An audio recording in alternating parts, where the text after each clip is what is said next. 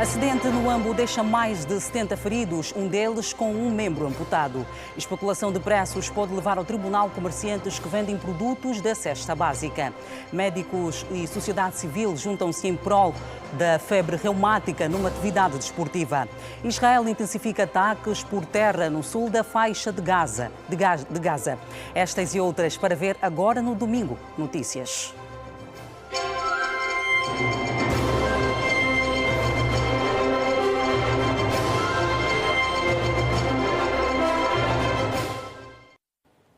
Boa noite. Um acidente que envolveu um caminhão que circulava na Estrada Nacional 120, no sentido Alto Ama-Louville, capotou com mais de 70 pessoas a bordo e deixou vários feridos graves. Entre as vítimas estão mais de 10 crianças. Segundo relatos de testemunhas, o acidente foi resultado de despiste e isso terá motivado o capotamento. 75 pessoas estavam no caminhão. 17 das mais de 70 vítimas que ficaram em estado grave. Uma mulher teve um braço amputado e alerto agora para a sensibilidade de algumas imagens. O fato aconteceu na Estrada Nacional 120, no município do Alto Ama, e envolveu uma viatura de marca Mitsubishi modelo Hino. A viatura, que transportava 75 pessoas, seguia para uma atividade política partidária no setor do Louville, no município do Alto Ama. Os números da polícia no Ambo, segundo o seu porta-voz Martinho Cavita, dão conta que do acidente resultaram 71 feridos, destes 14 são menores de até 8 anos de idade. Pelas imagens percebemos que algumas crianças de colo ficaram muito feridas. Os moradores do bairro Pantanal, no município de Viana, reclamam da falta de serviços sociais básicos. Entre os mais essenciais constam a energia elétrica, água potável, escolas públicas e espaços de lazer. Os moradores afirmam que enfrentam este quadro há mais de 10 anos. Pagar os 6.000 kwanzas por causa também da delinquência que na escuridão não facilita. Agora lá vem ele, 7.100, e ainda dizem bom tom, seria 8.000. A insatisfação dos moradores do bairro Pantanal, no município de Viana, em Luanda, não é nova. Há mais de 10 anos que apelam pelos serviços sociais básicos. José Ngunza, morador da localidade, disse que as famílias que ali residem estão privadas das condições sociais básicas, fundamentalmente em relação à saúde, educação e vias de acesso. Temos um problema gravíssimo que são as vias de acesso. Quando chove, nós para entrarmos ao nosso bairro, imaginem só, nosso bairro tem saída pela Via Expresso, paragem da Mutamba e pela Engivia. Para chegar às nossas casas temos que gastar 500 a 800 kwanzas. Temos um hospital do PIM que está paralisado, parou na 10ª fiada por aí. Não temos lugares de lazer, fruto da energia que não é de boa qualidade. Então, o nosso apelo à sociedade em geral e aos nossos governantes é que olhassem para o bairro Pantanal, resolvessem a questão da energia, a água, a via de acesso e a questão do hospital, que é primordial. A energia elétrica fornecida pelos PTs privados, de acordo com Lilas Mateus, não tem qualidade e recentemente receberam uma notificação para a subida de 6.000 para 7.100 kwanzas. Um empresário mete PT num bairro, só fica 10 anos e esse PT já está há 15 anos e nós já estamos cansados com PT de 15 anos. Pelo preço que ele subiu de 7.000, nós já estamos cansados, já não queremos viver com PT neste bairro, mas sim nós queremos energias do Estado, queremos pré-pago neste bairro. Estamos a pagar energia fraca, as arcas já estão estragadas, já não assistimos, as ventoinhas já não arrancam. Se você entra numa casa, essa hora você pode entrar numa casa aqui qualquer, você vai encontrar a arca estão destapada. Já estamos cansados com a energia de privados, já estamos cansados. Neste sábado, o diretor municipal de Energia e Águas e a comissão de moradores reuniram-se com mais de 200 residentes do bairro Pantanal. O responsável do setor, José Antônio, garantiu que as preocupações apresentadas serão resolvidas brevemente. O esforço que vamos fazer é de procurar melhorar a qualidade da energia fornecida. Também temos que olhar para o preço que nesse momento o empresário que está a operar na área quer praticar. e que o conselho da população é que ele não suba mais o preço. E nós estamos plenamente de acordo, vamos notificá-lo para na próxima semana acertar, regularizar toda a tarifa que ele está a praticar. Há 1 ano e meio, 2 anos, tivemos cá uma empresa, de facto, no bairro, a fazer o lançamento de tubos para, portanto, o fornecimento de água aqui ao bairro. Não só ao Pantanal, mas ao São José, Heróis do Quito, 11 de novembro, que compõem o setor Bita Norte. Apesar da população viver perto de um canal de água, o do Kikuche, estes não beneficiam de água potável. Constância Jamba disse que para lavar a roupa e realizar as tarefas domésticas retiram de uma lagoa. É que está-nos a ajudar a água na parte de lavar. Às vezes a pessoa não tem dinheiro para comprar água que chega para lavar toda a roupa. Também está-nos a ajudar mais na parte de lavar. Só para lavar roupa, para lavar louça, limpar dentro. Isso. A criminalidade e a falta de policiamento na zona é outro problema que afeta os moradores. Manilson Pinheiro declarou que o índice é cada vez mais elevado. Dentre os 15 mil habitantes é uma circunscrição muito grande. Sendo muito grande, nós não temos nenhuma esquadra policial, o índice de criminalidade é muito elevado. Sabe Deus qual é o esforço que os moradores têm que fazer.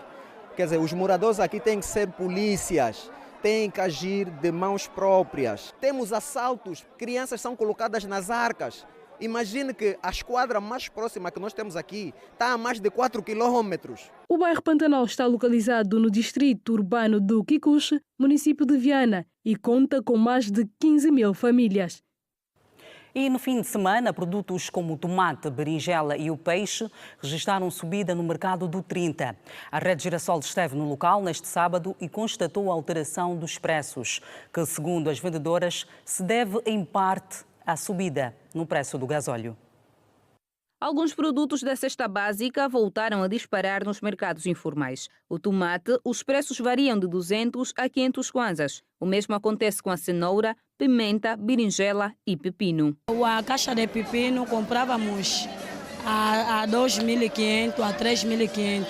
Agora estamos a comprar 7.000 kwanzas.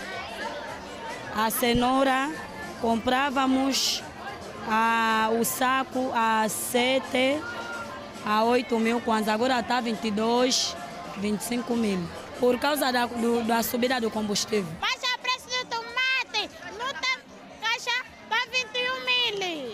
Semana passada compramos 20 mil a 15 mil, agora está caro. Estas senhoras disseram que com a subida... Está a dizer porque o combustível subiu, também o peixe tem que subir. Está assim, cada produto aumentar lá 2 nas lojas. É mesmo difícil, mesmo também ao comprar, o peixe está mesmo caro.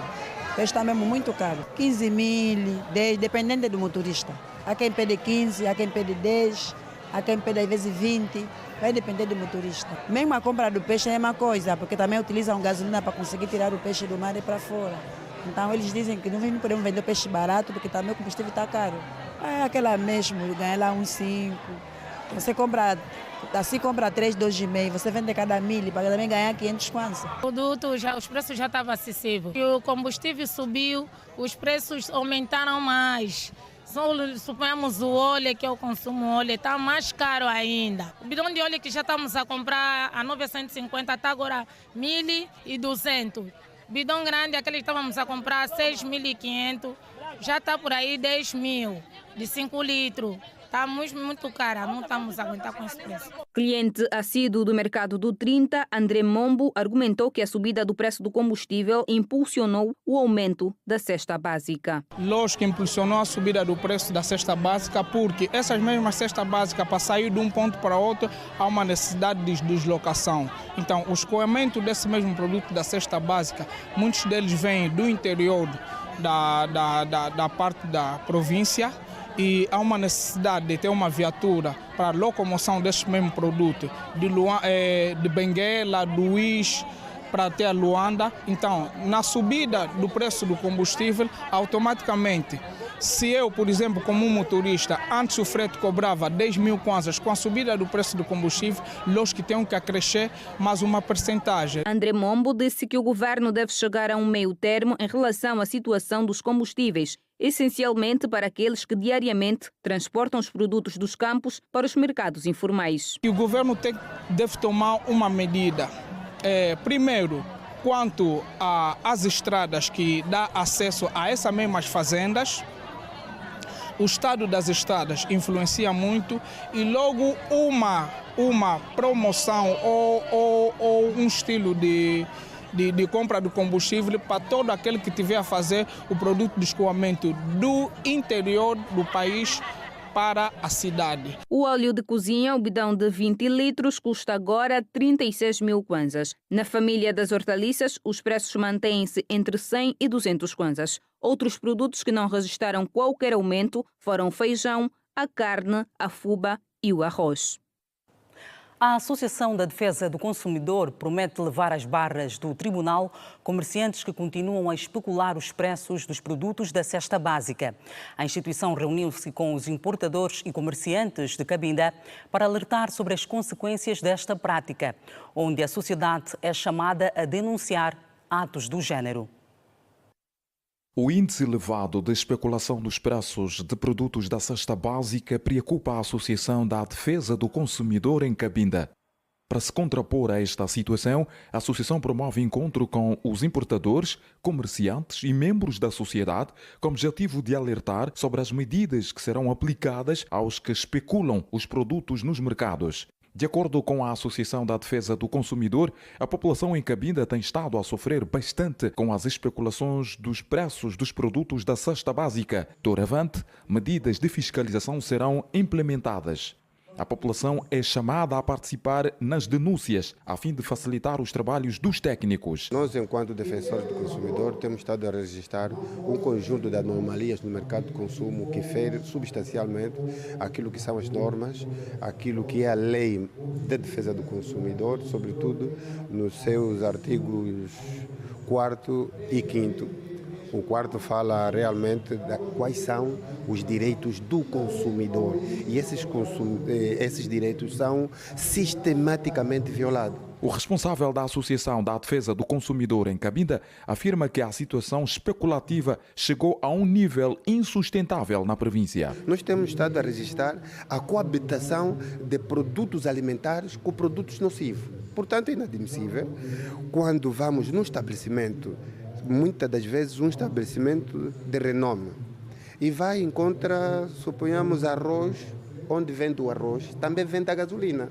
Quer dizer, é extremamente inadmissível. Quem insistir a violar a lei poderá ser levado às barras do tribunal, segundo o responsável da ADECOR. Alguns comerciantes, no afã de lucros fáceis, eles retém o estoque que tem, no sentido de haver escassez no mercado para aproveitar-se de alguns lucros. Isso também constitui crime e, naturalmente,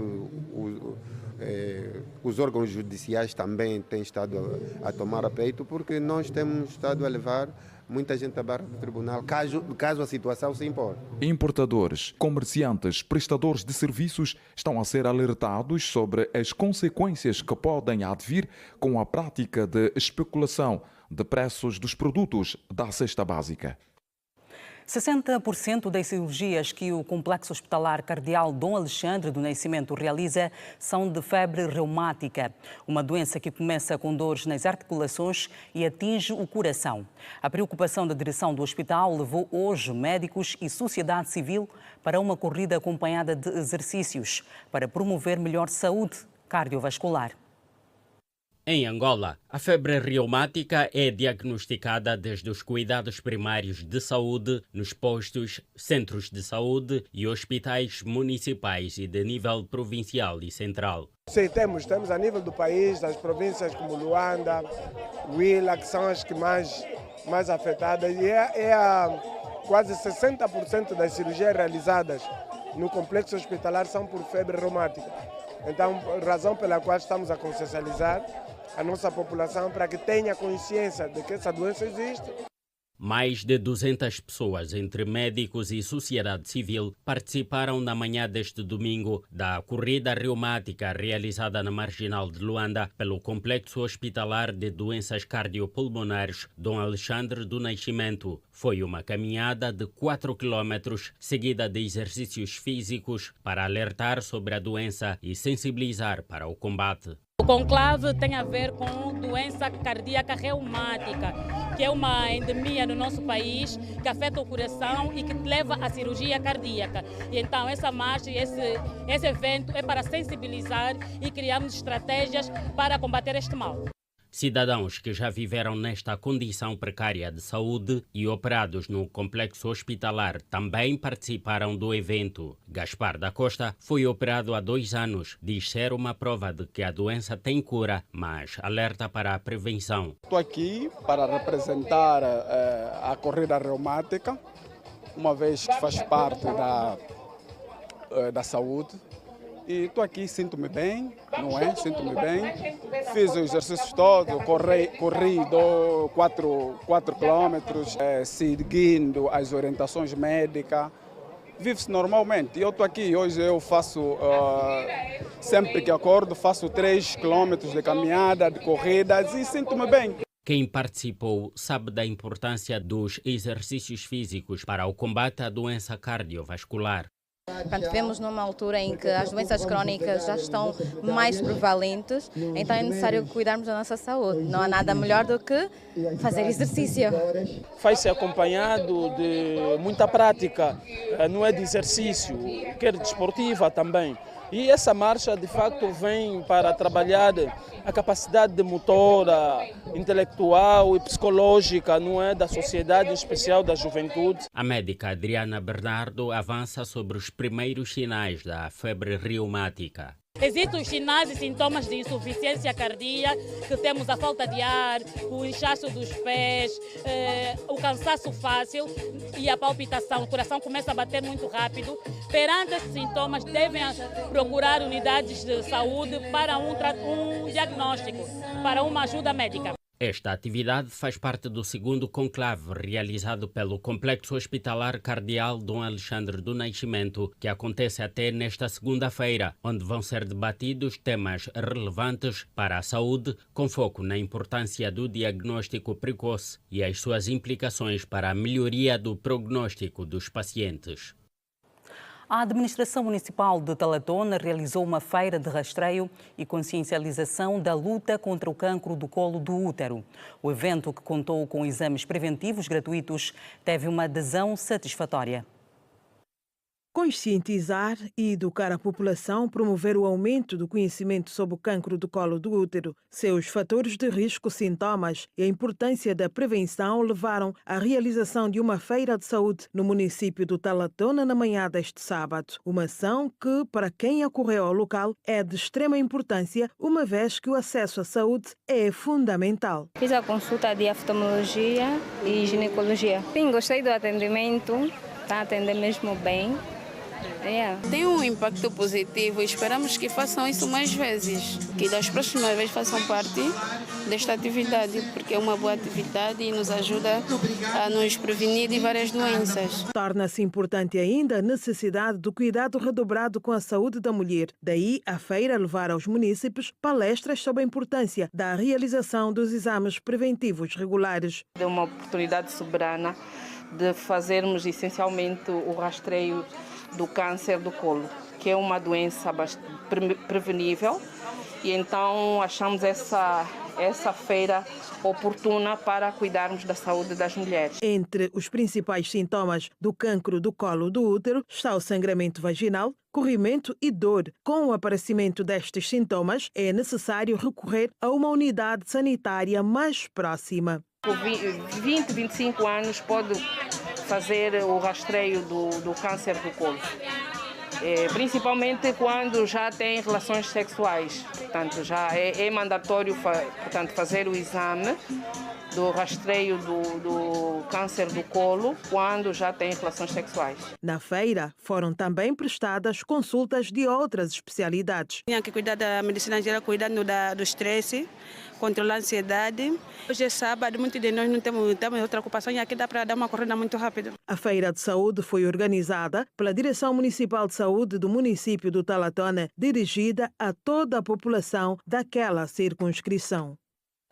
Vamos agora olhar para os temas que marcaram a semana. Emília Gorete é analista em assuntos internacionais. Boa noite e bem-vinda a este espaço. Boa noite, muito obrigada pelo convite. Boa noite aos telespectadores em casa. E igualmente Daniel Tendo, que é economista, também já é uma presença sempre confirmada aqui neste programa. Boa noite, bem-vindo. Boa noite, Manuela, e boa noite, Angola. Ok. Avançamos então para o primeiro tema. Foi inaugurada na província da Lunda Sul aquela que é a primeira circular rodoviária do país. Emília Gorete, eu começo consigo. Que impactos é que poderá trazer esta nova circular rodoviária?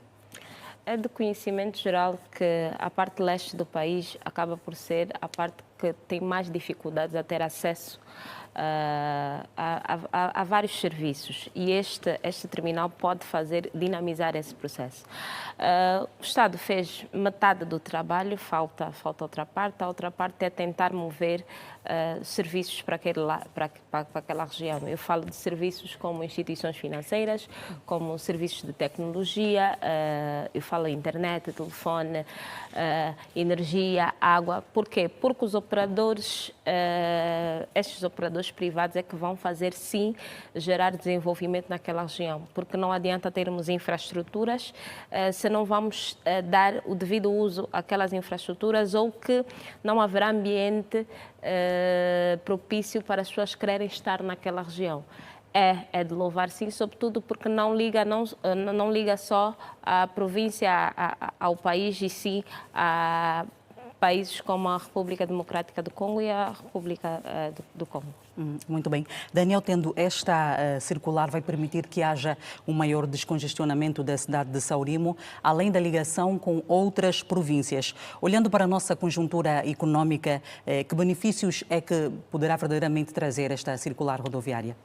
Claramente, Manuela, infraestruturas como esta são estratégicas para a maior circulação de pessoas e bens. Nós sabemos que, tal como a Emília frisou aqui, o leste de Angola tem alguma dificuldade por causa da sua posição geográfica, acaba por muitas vezes verificar um conjunto de escassez no que a disponibilidade de bens e serviços diz respeito.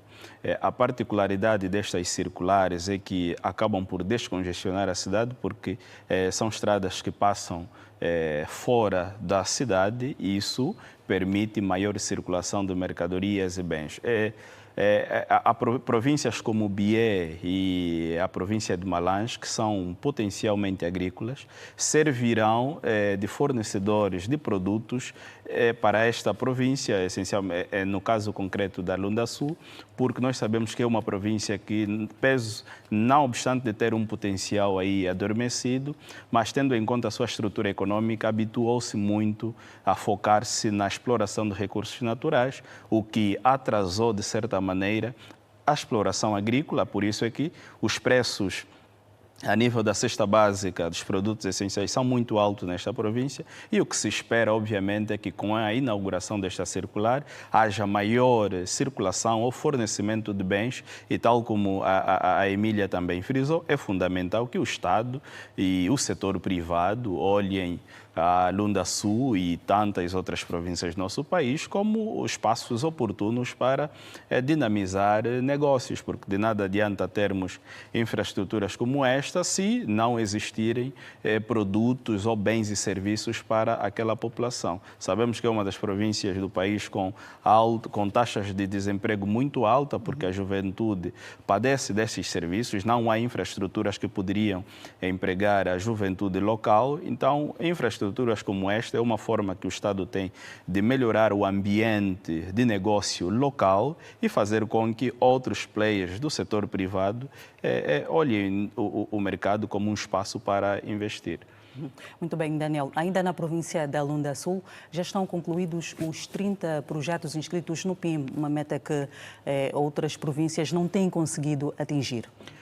Certamente, foi um dos pontos altos. Penso ser uma das províncias que cumpriu cabalmente todos os projetos programados. É uma boa nova porque o PIM tem se mostrado incapaz em algumas províncias, ou seja, muitas administrações locais e o governo local, de uma forma geral, não têm sabido gerir da melhor forma possível esse novo dispositivo que devolve ou entrega esses poderes que ontem ou nos anos anteriores faziam parte da administração central e hoje estão na administração local, não têm sabido gerir da melhor forma possível, e a Lunda Sul acaba por ser aqui um exemplo deste projeto. É uma boa nova porque o objetivo do PIM é, sem sombra de dúvida, intervencionar a nível da administração local um conjunto de infraestruturas, e aqui com realce para o setor da educação e o setor da saúde, mais infraestruturas desta natureza. Temos notado que o número de crianças sem acesso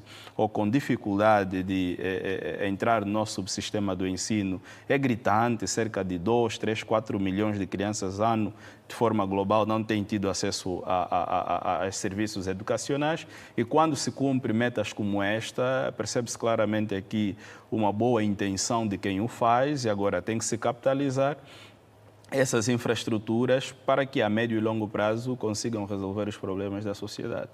Emília Gorete, na sua perspectiva, o que é que falta então para que as outras províncias também consigam seguir esse exemplo da Lunda Sul e caminhar, pelo menos, se não for todos os projetos, mas pelo menos chegar próximo daquela que é a meta dos projetos indicados? Olha, eu acho que uma das razões acaba por ser o principal investidor do PIM, acaba por ser o Estado. E eu acho que há necessidade de muitas destas questões serem entregues ao setor privado. Ou seja, quando eu digo entrega ao setor privado, tornarmos cada vez mais funcional a responsabilidade social das instituições privadas, das empresas.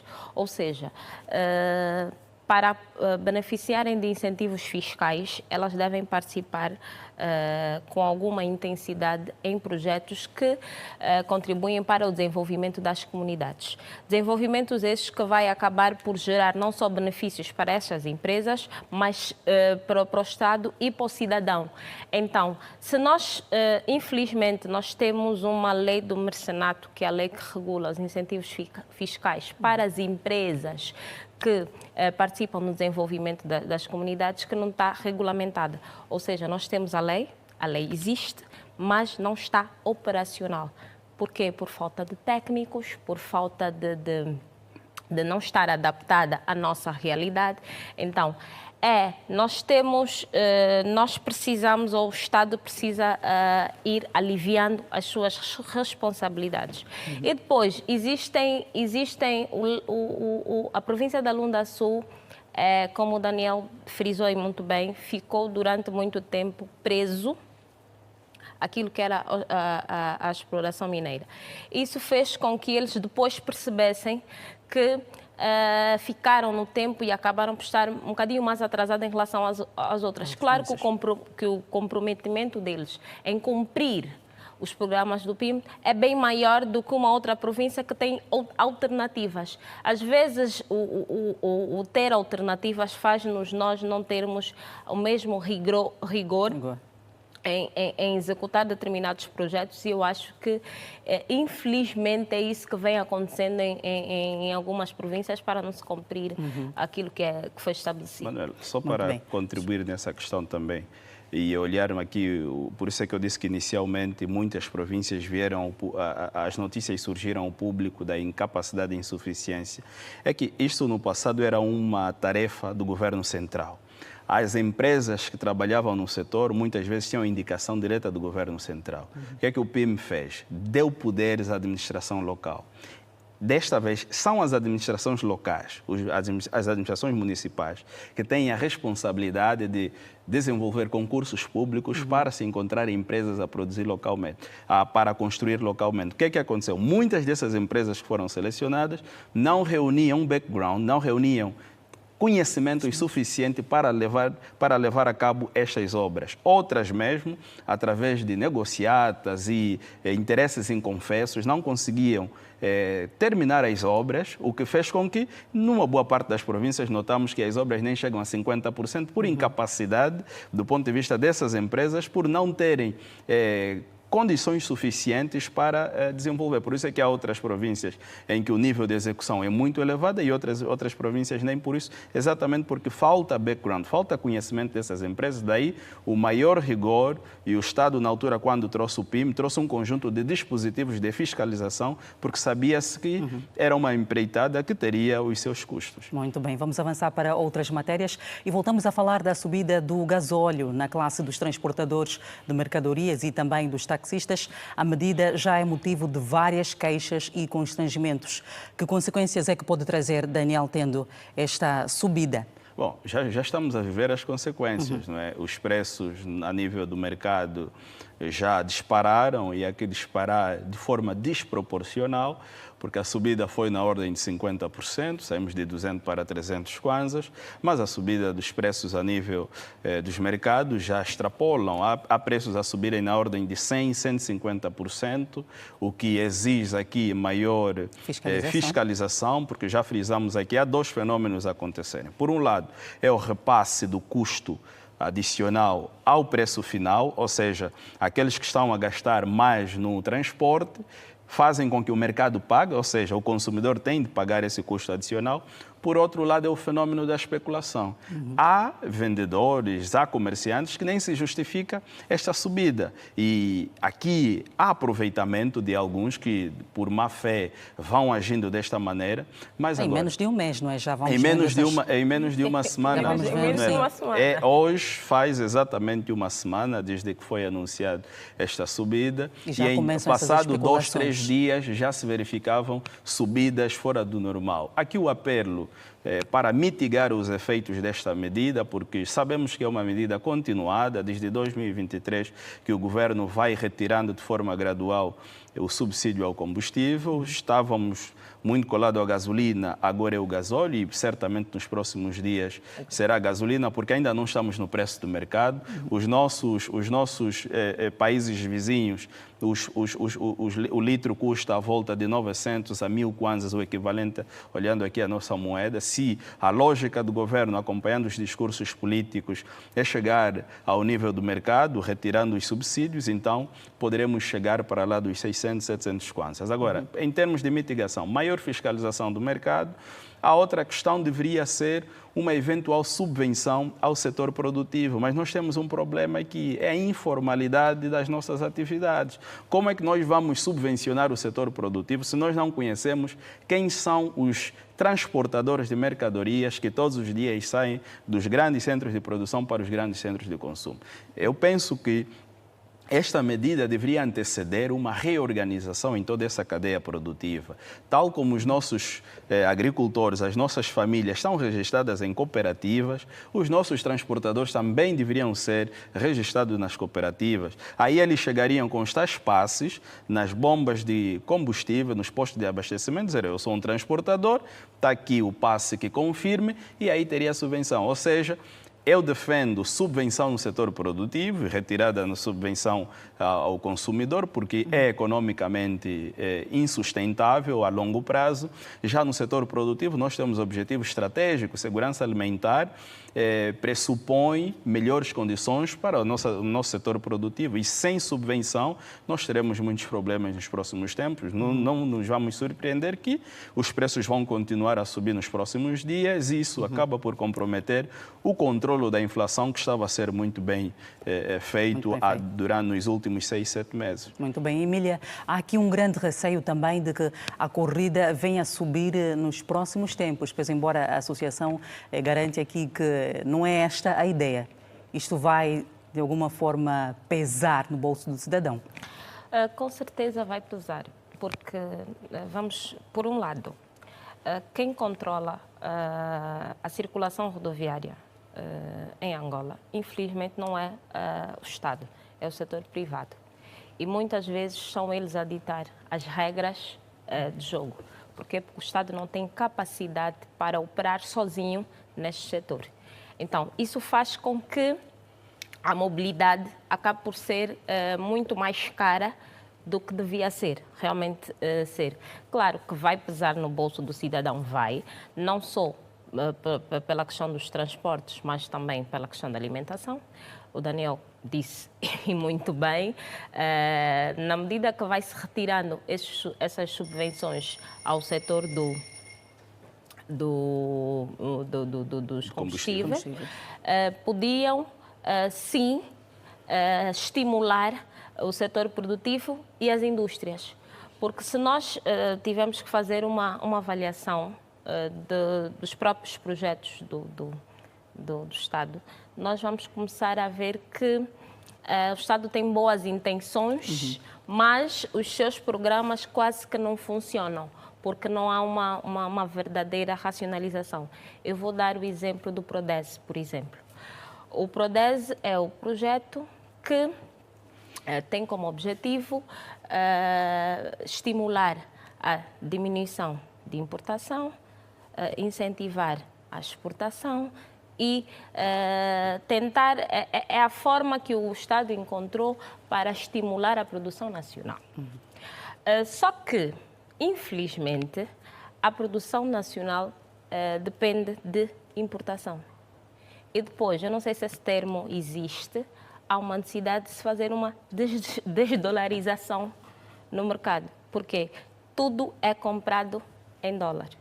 Insumos, matéria-prima, tudo é comprado em dólar. E isso faz com que, quando há essas transformações no mercado, as pessoas vão cada vez mais perdendo o seu poder de compra. E depois não temos uma verdadeira regulação. Nós temos dois problemas. Nós temos problema de oferta, nós temos problema de concorrência. E isso faz com que, se não houver fiscalização no comércio, nós vamos constatar que, quando houver situações dessa natureza, em 2, 3 dias há uma subida de preços. Nós não conseguimos resolver ainda um dos nossos maiores problemas, que são problemas de logística. Nós não conseguimos ter o tomate em Luanda no mesmo preço que tem no Bengo, que é aqui ao lado. Não vou falar do Lubango ou do Namibe, mas vou falar do Bengo, que é aqui ao lado. Nós não conseguimos essa paridade de preços. E isso é tudo muito atrelado à moeda. É tudo muito atrelado a projetos do Estado que às vezes não são muito racionalizados e não adaptados à nossa realidade. Muito bem. Vamos avançar para um outro assunto. Nas últimas semanas, o país tem estado a assistir à partida de generais que tiveram um papel importante na história de Angola, que agora comemora 50 anos de independência nacional. Daniel, que legado é que fica para as próximas gerações ou para as gerações mais novas das Forças Armadas, agora com essas perdas que, infelizmente, temos estado a assistir? Perfeito, Manuela. É com um sentido de pesar, não é, que assistimos o partir destas figuras. Eu reitero sempre que a nossa história política, a nossa história social, até 1975 é muito interessante, porque nós, de facto, haviam objetivos comuns muito mais consensuais e uma das questões que acaba por ser o legado desta geração da independência, geração da paz, eu digo que é o legado do resultado. Conseguiram a independência, é um resultado. Alcançaram a paz, é um resultado. E é isso que tem nos faltado muito a nós, a geração atual, a juventude atual. Nós temos um conjunto de desafios, mas nem sempre temos sido assertivo, e uma das lições que podemos tirar desta geração da independência e da paz é exatamente o consenso naqueles que são os objetivos coletivos, seguir em frente e os alcançar. Repare que não se tratavam só de objetivos individuais, tratavam-se de facto de objetivos nacionais, que é os mesmos com coragem, com resiliência e reverência. Na altura, muitos entregaram sua juventude em busca destes grandes resultados. Se nós hoje usufruímos um país independente, um país em paz, é resultante da força, da coragem desta geração. Por isso, em resumo, o grande legado desta geração é o legado do resultado. Muito bem. E no Sudão do Sul a situação está cada vez mais preocupante, tudo porque o país corre o risco de regressar a uma guerra civil, um alerta que já vem das Nações Unidas. Emília Gorete, Angola comanda a União Africana e tem aqui uma grande tarefa. No discurso de aceitação do Presidente da República de Angola, ele, enquanto Presidente da União Africana, ele faz menção dos esforços que deviam ser medidos para a resolução da questão do Sudão. Um dos grandes problemas, ou essa iminência que pode vir fazer com que ressurja este conflito é muito mais pelas intervenções externas que vai tendo este conflito e que o Presidente fez menção de que nós enquanto africanos, devíamos ter vergonha de sermos sancionados de forma severa por organizações que não pertencem ao continente, que devíamos ter um sentido muito mais de tentarmos resolver os problemas da África com soluções africanas. Muitos dos nossos problemas passam por mecanismos que tentam ser implementados em África e que não funcionam muito bem. A essa altura até eu estou em dúvida se as democracias funcionam mesmo em África e se é mesmo este o mecanismo que nós devíamos utilizar para o exercício do poder. Em alguns países pode funcionar, funciona, nós conseguimos ter eleições justas, transparentes e que se faça transições pacíficas, mas infelizmente em outros países isso é quase impossível. Agora, nós não podemos, que muitas vezes se diaboliza o facto de um país não querer recorrer à democracia como forma de organização do seu próprio governo. Eu acho que não é por aí. Nós temos países na Ásia que não são democracias, mas são funcionais. O que eu falo nós enquanto africanos, devíamos colocar na nossa cabeça que nós temos que encontrar soluções funcionais para os nossos sistemas e que interessa à população soluções que garantam estabilidade sem precisarmos estarmos a nos matar ou estarmos em guerras uns com os outros. O que se lamenta no Sudão é o facto de se tratar de uma guerra civil, ou seja, irmãos estão a lutar contra si. Claro que o argumento é que sempre que são de tribos diferentes, mas tribos diferentes, se pertencem ao mesmo país, não deixam de ser irmãos. Claro, os dossiês de paz e segurança na região vão continuar a ser dossiês sensíveis, sobretudo se nós não nos mobilizarmos para resolver estes conflitos. Muitos dos apoiadores do conflito do Sudão até são países africanos, que é uma vergonha. Então, nós temos que encontrar mecanismos para estabilizar essa situação e seguirmos para outros processos, porque a África precisa, ou melhor, a União Africana tem agendas muito interessantes. Muito bem. Que não deviam passar só por conflitos na região. Muito bem, Gorete. Daniel, tendo que outros desafios Angola tem diante deste cenário que se assiste no Sudão do Sul? O problema do Sudão do Sul é extremamente complexo. Um país que, por sinal, dos mais jovens, se não o mais jovem do mundo, 2011 teve o seu nascimento, mas o seu nascimento é aquilo que o professor Patrício Baticama chama de nasce num contexto de despoder, ou seja, 2 anos depois, mergulha-se num conflito. Percebe-se claramente que não nasce num equilíbrio em termos de consensos, o que originou até o momento conflitos que vai ganhando, vai oscilando nessa trajetória. Há momentos em que vai explodir, no momento em que verifica-se alguma tensão. Desde 2018 que implementou-se o cessar de fogo, mas que não é cumprido pelas partes envolvidas. Qual é o objetivo? O que é que se precisa, o que é que se espera da União Africana num conflito como este? É capacidade de mediação. Mas é muito difícil mediar um conflito desta natureza, como a Emília frisou, por se tratar de uma guerra civil. É uma guerra, é um conflito que envolve os mesmos cidadãos do mesmo país e acaba por comprometer. Soluções africanas não têm trazido resultado porque essas soluções africanas parecem estar envenenadas por interesses não confessos, ou seja, tem a presunção de que é uma solução africana, mas depois descobre-se que existem forças externas por detrás daquilo, o que gera esse contexto de conflito entre si, porque ninguém confia no outro, mesmo diante de uma instituição como o caso da União Africana. A outra questão, só para terminar, que a União Africana deve se debater, é a questão do financiamento, não é, nas missões para a resolução.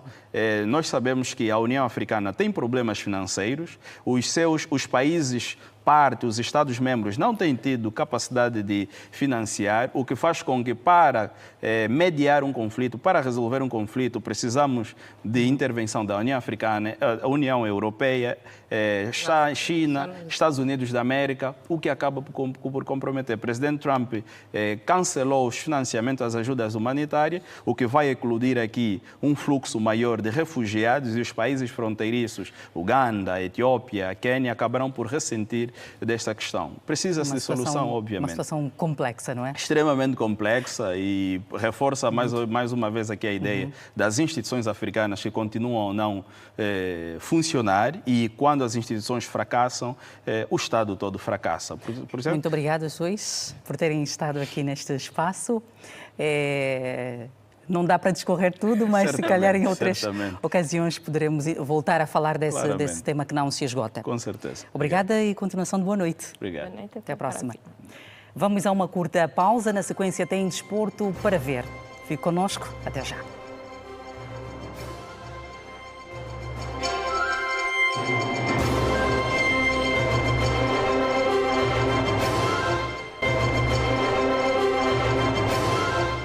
O Petro de Luanda e o Wiliete de Benguela estão agora em igualdade pontual na tabela do Girabola. As duas equipas somam 51 pontos. Veja o resumo da jornada 22.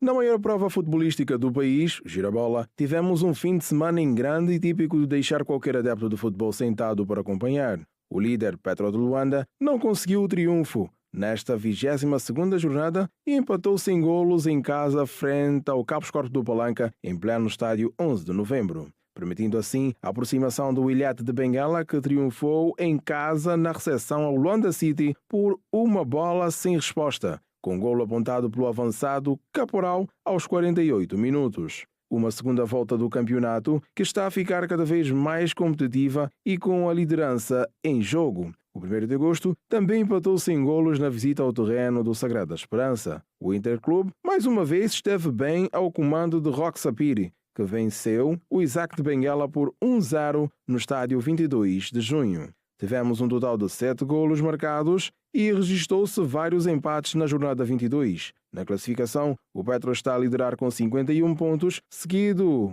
pelo Wiliete de Benguela igualmente com 51 pontos e na terceira posição da competição está o 1º de agosto com 40 pontos. O melhor marcador é o avançado do Wiliete de Benguela, Caporal, com 19 tentos apontados. Zito Luvumbo esteve em destaque pelo Cagliari da Liga Italiana. E para análise desportiva, recebo o Cheo Carralo, comentador desportivo da Rede Girassol. Cheo, boa noite e bem-vindo. Boa noite, Manuela. Boa noite, telespectadores. Cheo, há muito tempo que Benguela não se dava o luxo de sonhar com a conquista do Girabola. Poderá ser este ano? Bom, as coisas passam por aí, porque aliás é uma boa campanha por parte da equipa do Wiliete, que a essa altura encosta-se ao Petro com o mesmo número de pontos e ainda bem que tocaste nisso, tivemos um passado distante, 1º de maio, a comandar as coisas em Benguela, mas o Ilhéte eu acho que criou todas as condições no sentido de querer chegar ao título dessa época, embora a direção do Ilhéte não assuma que é candidato ao título, mas ainda assim esta corrida traça esse caminho. Depois de no ano passado o futebol nacional ter... Sabe que essa coisa do desporto, aliás do futebol e desporto de forma geral, a organização das equipas, a alteração em relação aos plantéis tem muito a ver com aquilo que essa equipa hoje dá mais em relação à outra. E o Ilhéte está numa passada de organização há alguns anos que começa a trazer aqui alguns resultados. Daí a presença do Ilhéte nesta corrida aos primeiros lugares. Naturalmente que qualquer corrida a nível do campeonato tem sempre presença das equipas de Luanda. Repara que o Petro é o primeiro classificado e em terceiro está logo o 1º de agosto, daí para ver que são equipas que acabam por ser atrativa na sua equipa e naturalmente sempre for chamada a seleção nacional. Muito obrigada, Sheu, por estes momentos e contamos consigo em outras ocasiões. Boa noite, Manuela. Boa noite, telespectadores. Boa noite. E avançamos para outras matérias. Mulheres empresárias de diferentes regiões do país estiveram reunidas na 2ª edição da Conferência Anual de Mulheres de Negócios. O encontro teve como foco empoderar e capacitar a classe na perspectiva de responder aos desafios no domínio do empreendedorismo feminino. Mulheres na vanguarda do desenvolvimento sustentável da Angola, inclusão, coesão e expansão, foi o lema da 2ª edição do evento que juntou várias mulheres de negócio, que visou não apenas celebrar a força da mulher empresária no país, mas também capacitar e inspirar. Felicito a Associação Nacional de Jovens Empresários, ANJ, pela organização desta conferência, neste mês em que celebramos as conquistas das mulheres e no ano em que Angola comemora 50 anos de independência. Reconhecemos o vosso papel crucial na inclusão e empoderamento das jovens, permitindo-nos celebrar hoje não apenas a conquista das mulheres angolanas, mas também a força e a determinação que as jovens trazem para a construção de um futuro sustentável e próspero para o nosso país. A Associação Nacional dos Jovens Empresários de Angola, responsável pela organização do evento, reconhece que as capacidades intelectual e social da mulher podem ultrapassar dificuldades. Tem cada vez mais ficado patente e mais claro de que o lugar da mulher é onde ela quiser estar. O lugar da mulher é onde as suas capacidades intelectuais, psicológicas e sociais a permitir estar. As mulheres angolanas são herdeiras de espírito de luta e bravura adquiridas por intermédio de nossos grandes guerreiros, como Gingambando e Kimpavito. Danila Bragança, secretária de Estado para a Juventude, incentivou as mulheres a não só olhar para o setor tradicional, mas também para as tecnologias. Hoje aproveitamos por aconselhar algumas jovens mulheres e temos feito de forma constante a que, sobretudo as empresárias, empreendedoras, que, portanto, empreendam não apenas nos setores tradicionais como a agricultura, que é fantástico no âmbito da diversificação da nossa economia, mas que também possam olhar para a tecnologia, não é? Nós hoje temos estado a ver várias jovens mulheres que apresentam os seus negócios nas redes sociais e vão vendendo, portanto, é um setor que deve ser explorado cada vez mais. A conferência juntou mulheres de várias províncias do país, como é o caso da jovem Jandira, que abriu a sua cozinha há 2 anos no Sunde e que vê o evento como uma oportunidade para mais parcerias. Estou-lhe como uma oportunidade de alargar aqui a minha rede de contactos e procurar parceria de modo a crescer naquilo que eu empreendo. E tendo em conta que não se anda com pato enquanto se quer voar, então precisamos estar junto de águias, pessoas que já estão num nível mais elevado que nós, para podermos catapultar. Houve também espaço para mulheres que só têm ideias de negócios e que falta apenas partir para a ação. Na verdade, faltei a coragem realmente, porque as ideias a gente tem diariamente. Estou a pensar em empreender no ramo de doméstica fish. Não temos ainda um ramo no nosso país concernente a isso. Sei que temos as empresas que fornecem domésticas, porém não temos aquilo que é o ramo realmente da formação sobre as empregadas domésticas. Segunda Conferência Anual de Mulheres Empresárias dá destaque ao empreendedorismo feminino. A administração do município de Talatona encerrou a jornada Março Mulher com Chá de Mulheres, evento que destacou os desafios da liderança feminina no mundo do trabalho, economia e finanças. A administração do município de Talatona encerrou com grande estilo a jornada Março Mulher, que promoveu o inspirador Chá das Mulheres. O evento teve como tema desafios da liderança feminina no mundo do trabalho, da economia e das finanças e proporcionou um espaço de reflexão e troca de experiências sobre o papel da mulher na sociedade. A sessão contou com a participação de 3 renomadas palestrantes que compartilharam as suas visões e experiências, ressaltando a importância da liderança feminina para o progresso econômico e social.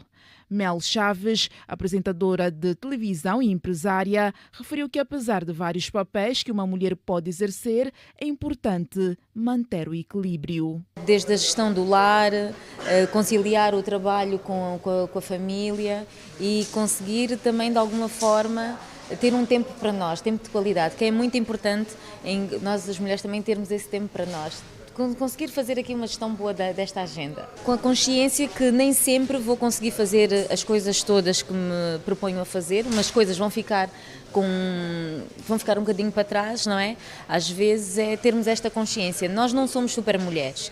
Nós temos que, ou melhor, nós temos esta consciência que podemos fazer muitas coisas, mas há momentos que nós vamos ter que acalmar, que abrandar, porque não dá para dar 100% a todos os sítios, a todas as áreas da vida, e isto é mentira. Marisa dos Santos, psicóloga clínica, fez menção da necessidade das mulheres desenvolverem o autocuidado. É necessário que as mulheres adotem um equilíbrio, não é, entre aquilo que são as suas atividades profissionais, aquilo que são as suas tarefas domésticas, que é considerado o trabalho invisível muitas das vezes e um trabalho não remunerado, e as mulheres também olharem para a necessidade do autocuidado, né? Que é muito importante. Muitas das vezes nós cuidamos de todo mundo e esquecemos do cuidado de nós. O encontro contou com a presença de figuras como Olga André, diretora da Ação Social, Família e Igualdade do Gênero,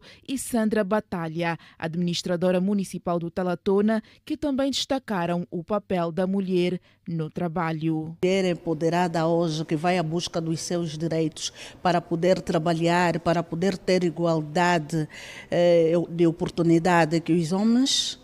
Ainda assim, isto não lhe absolve do papel de mãe, do papel de cuidadora, do papel de acompanhante daquelas todas atividades do lar.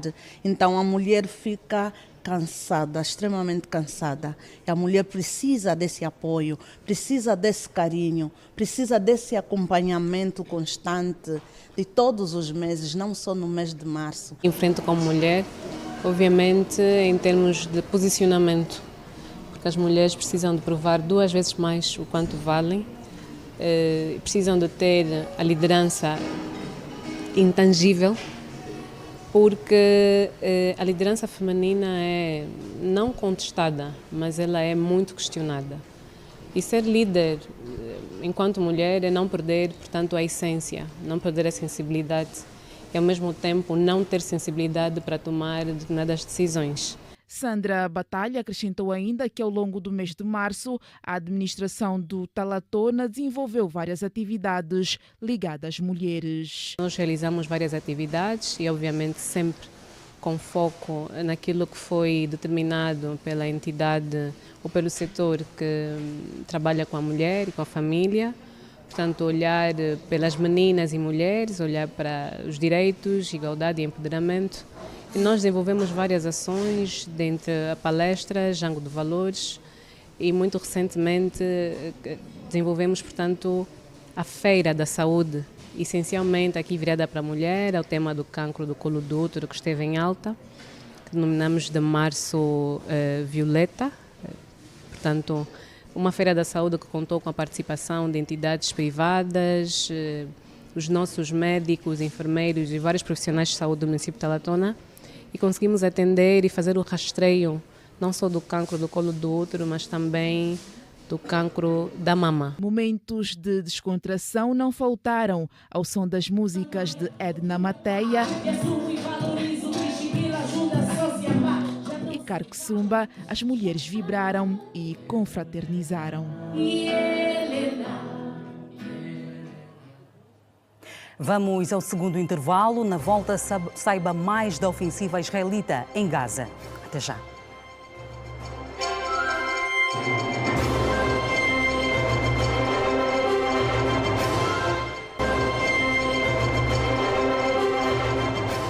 Israel intensificou a sua ofensiva terrestre no sul da faixa de Gaza. Segundo o exército israelita, o objetivo é desmantelar a infraestrutura do Hamas na região. Veja mais no Compacto Internacional.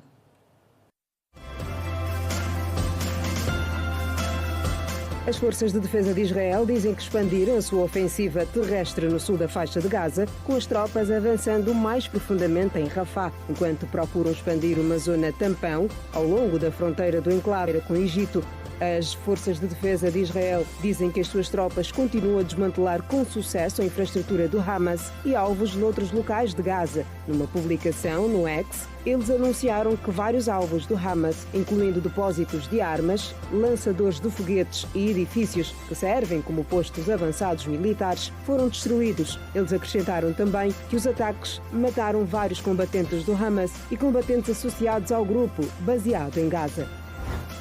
Myanmar continua a ser atingida por uma série de réplicas, sendo a mais recente um terremoto de magnitude 5,1 que ocorreu na manhã deste domingo. Isto segue-se a um sismo de magnitude 7,7 que atingiu na sexta-feira e que deixou mais de 1.600 mortos. O terremoto ocorreu enquanto as equipas de emergência continuavam com as operações de resgate nas áreas mais atingidas de Myanmar, de acordo com a junta militar no poder no país. Não houve relato imediato de mais danos após a última réplica. Os esforços de resgate foram dificultados por pontes derrubadas, estradas danificadas, comunicações pouco confiáveis e uma guerra civil. De acordo com a imprensa local, mais de 1 milhão de habitantes de Mandalay foram deixados a dormir nas ruas quando as suas casas foram derrubadas e ficaram sem abrigo ou com medo das réplicas.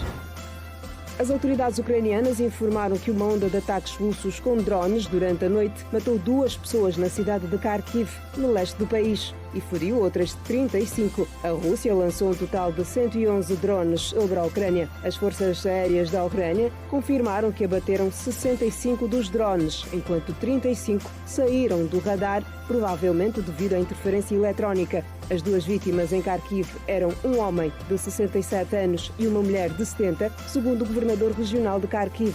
Um centro comercial, blocos de apartamentos e um hospital militar foram atingidos nos ataques. O Estado-Maior da Ucrânia denunciou os ataques da Rússia como bombardeios deliberados e direcionados, afirmando que os soldados feridos estão entre as vítimas.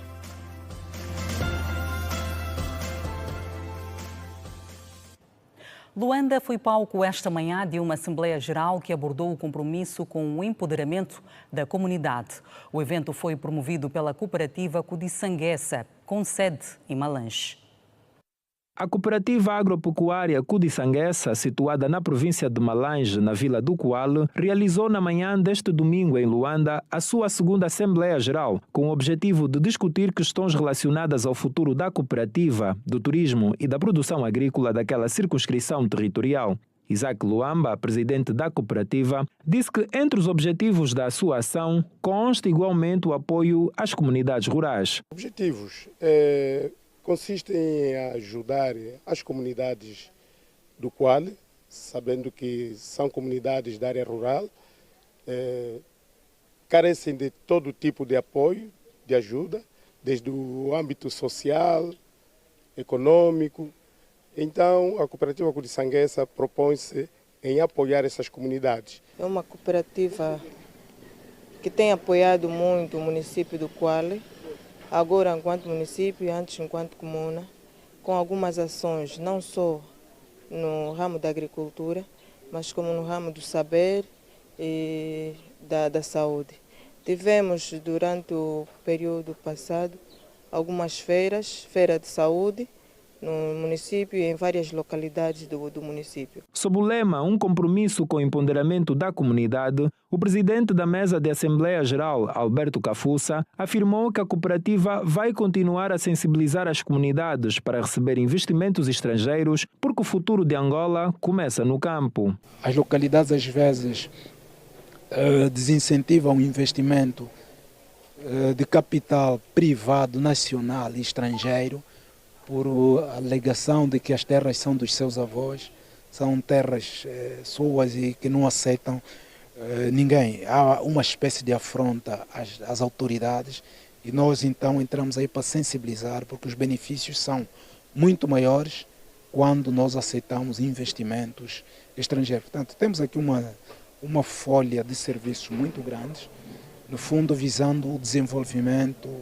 de Angola, mas esse desenvolvimento, como sabem, tem de começar no campo. Na ocasião, também foram homenageadas figuras religiosas que têm emprestado a sua energia vital à comunidade do Quale, em Malange. Nós queremos agradecer este gesto que a cooperativa Cudisanguessa fez, não só a Igreja Adventista do Sétimo Dia, mas também a Igreja Católica, reconhecendo os feitos que estas duas instituições fizeram, principalmente na formação do homem. Nós, na missão que temos lá, é apoiar a escola primária Paulo VI, que encontra-se junto da Igreja Católica. Aí estão as nossas irmãs prestando o serviço.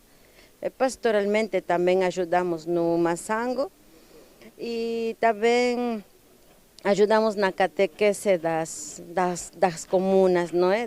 Das aldeias. O Quale fica a 105 quilômetros a norte da sede do município de Calandula, na província de Malange. E a seguir a este jornal, você já sabe, tem cinema para ver na tela da TV Girassol. Obrigada pela companhia de sempre e tenha uma noite de domingo agradável. Fique em paz.